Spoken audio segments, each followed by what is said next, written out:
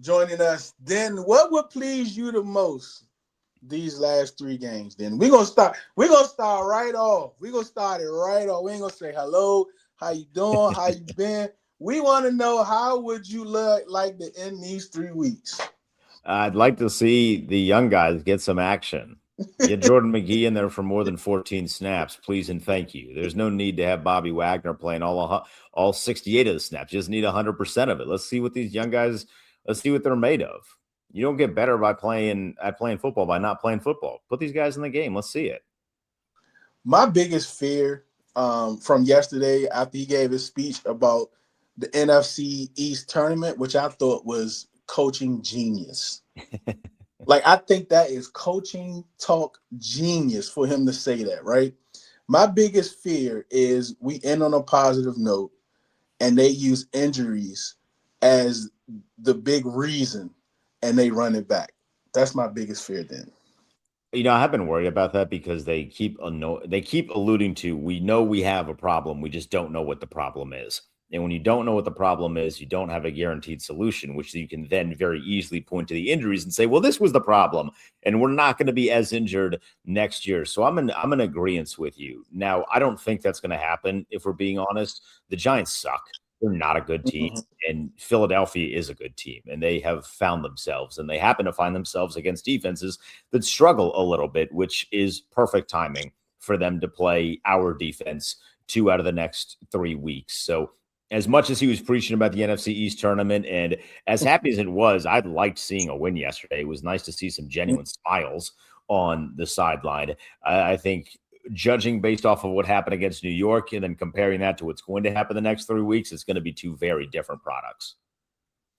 So when it comes to the defense and what it looks like I don't think there's so much of a difference between, I know the rankings, we're better in most of the rankings when it comes to defense since Dan Quinn has taken over. But do you think Dan Quinn, I don't think he wants to be a defensive coordinator, but I know he said, maybe not. What do you think the expectation is here as far as DC in the offseason? Or do you think it depends on these last 3 games?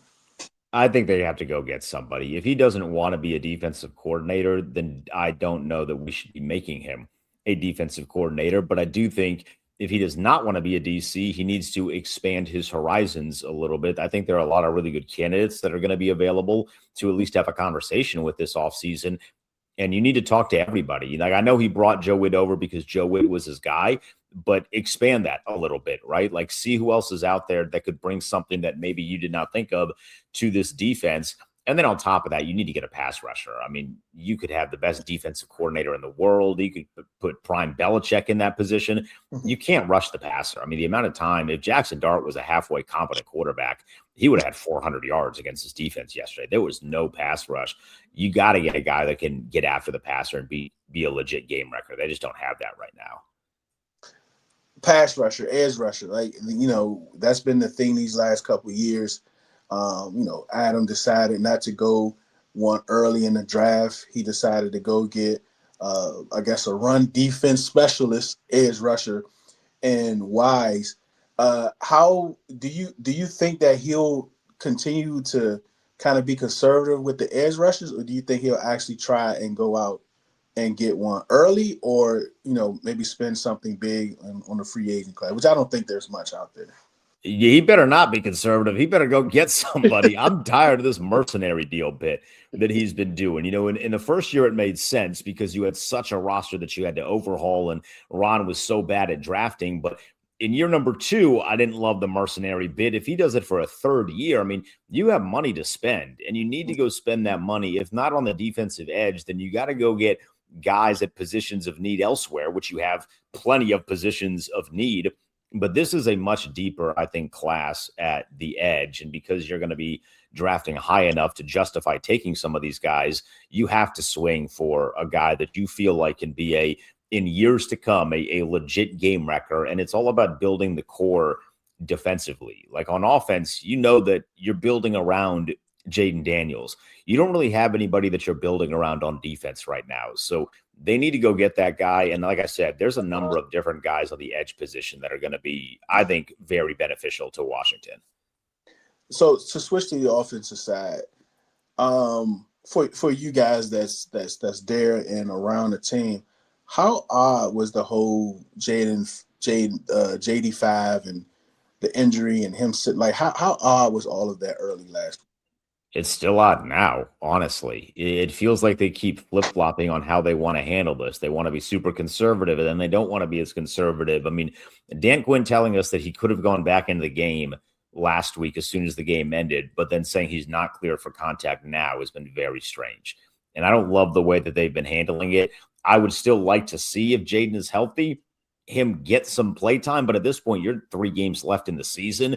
What are you really going to take from 3 games left in the year into 2026? At least when it was 5 games, I feel like you could build some sort of legitimate rhythm in 5 games and really move into 2026 with momentum. I don't know that you can build that over the course of 3 games. So the way they've been handling this has been very odd. It's been very head scratching. It's honestly the first big time mistake that this regime has made. The honeymoon phase is over.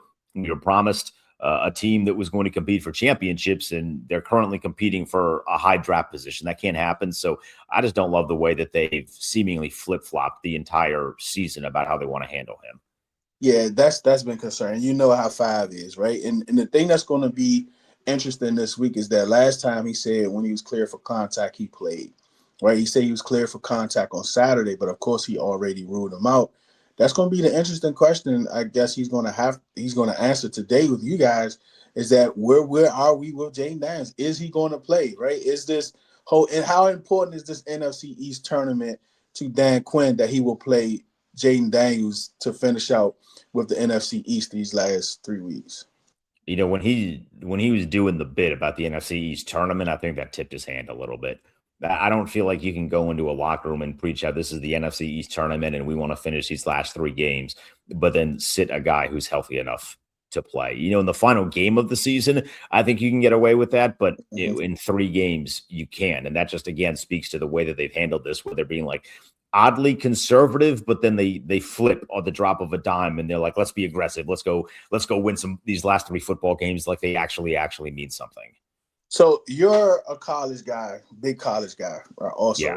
talk about it on radio, wherever you are, you can talk about it. Right? You have your own college football, and that's why Brandon, that's also on the show.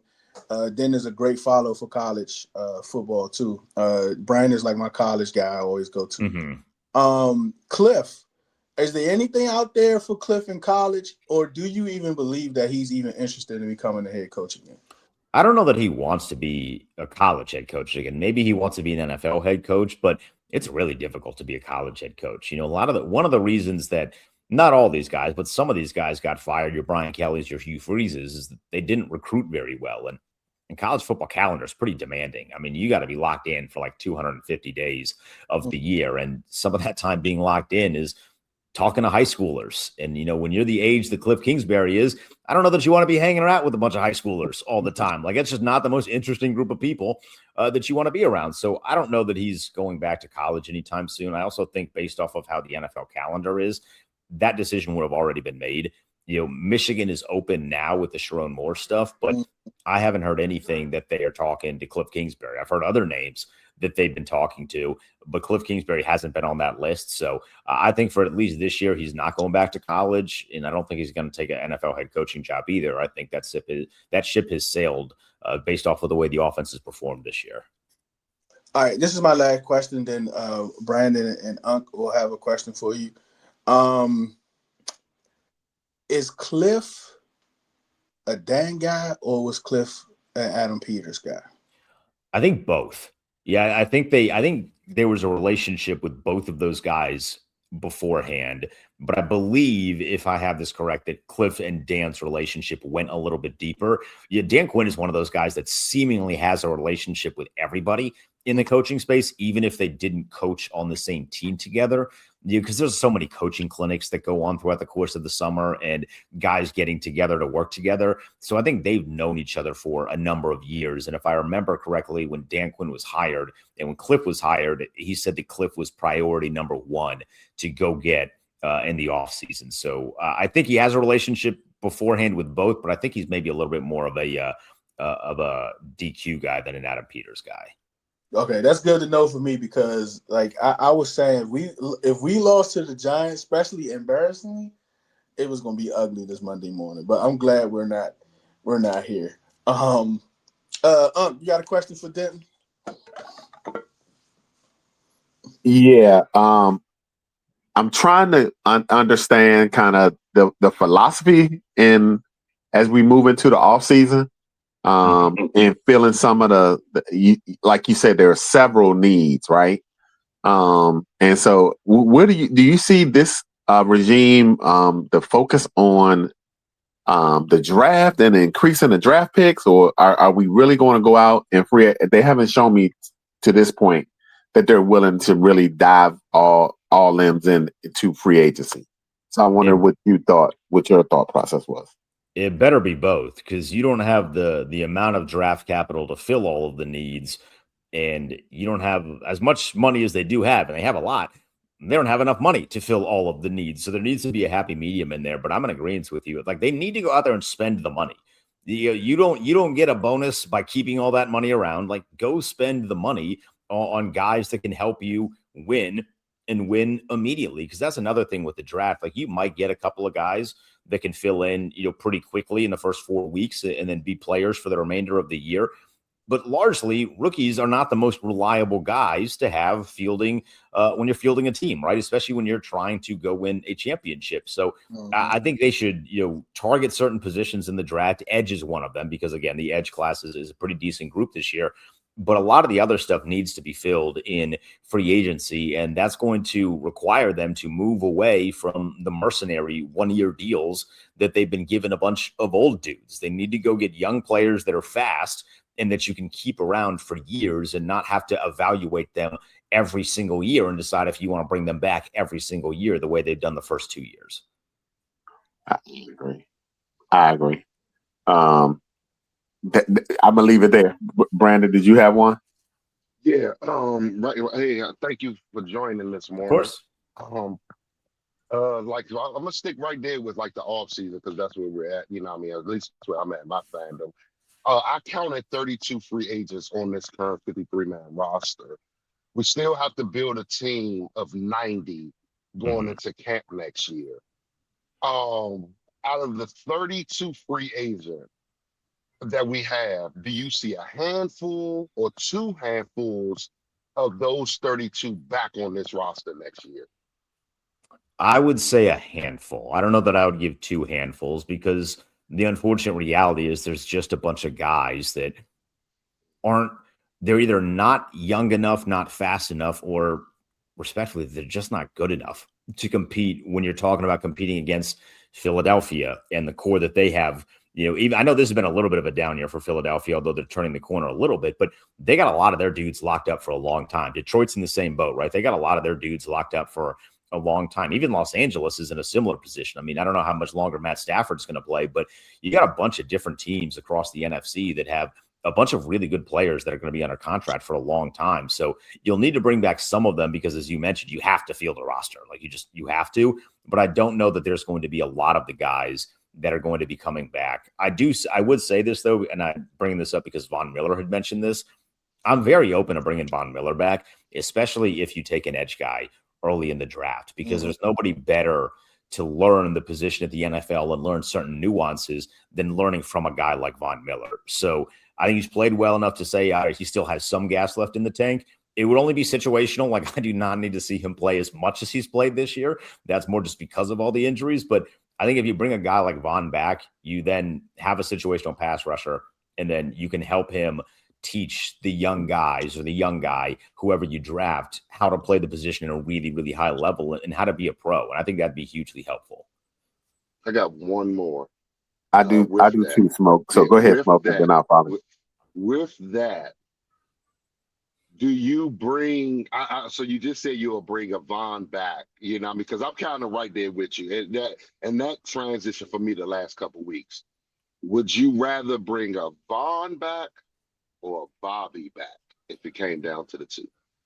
I would rather bring Vaughn back. I Okay. don't know if Bobby. I really like Bobby Wagner. I mean, I think it's very clear that he has a lot more in the rear view than in front of him. Right? That's just obvious. He's getting up there.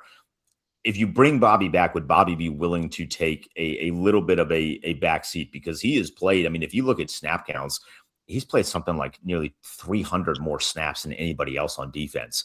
And he's just not at that point in his career to where he needs to be playing that much. And when you see him in coverage, it's a matchup problem for you as a defense. So if he'd be willing to come back at maybe a much more reduced role to allow a guy like a Jordan McGee or a Kane Madrano or whoever they have at linebacker that's younger to fill that position, I would be okay with that. But for whatever the reason is, they still play him more than anybody. And if that's the role that they envision him in 2026, then I'm good on that. I don't need that anymore. Yeah.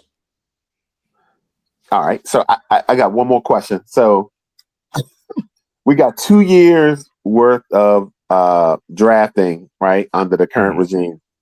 Who do you see is ready to take the next step going into next year?